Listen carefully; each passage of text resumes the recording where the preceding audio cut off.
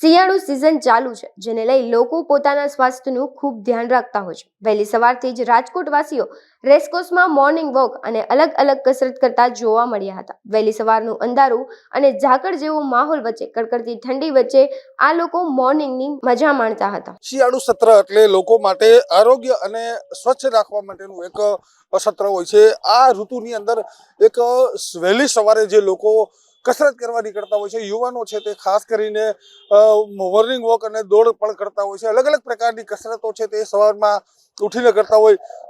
લોકો જોઈ શકાય છે દ્રશ્યોની અંદર કે અત્યારે લોકો મોર્નિંગ વોક કરી રહ્યા છે. શું કહેશો?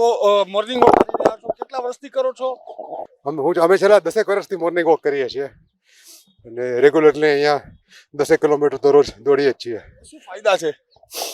મોર્નિંગ વોકના ઘણા ફાયદા છે, જેમ કે હાર્ટ મજબૂત થાય છે, લાઈફસ્ટાઈલ હેલ્ધી રહે છે, ઊંઘ રાત્રે સરસ આવે છે અને આખો દિવસ આપણે સ્ફૂર્તિમાં રહીએ છીએ. કેટલા વર્ષથી મોર્નિંગ વોક કરો છો અને તમે વહેલી સવારે જ આવી જાઓ છો? કેટલા લોકો અંદાજે હોતા છે? હું લગભગ 10 વર્ષથી મોર્નિંગ વોક કરું છું અને સવારે લગભગ અહીંયા તમે સમજો કે 300 થી 400 માણસો તો હોય જ છે. અને સવારે વહેલી સવારે કેટલા વાગ્યાથી હોય છે?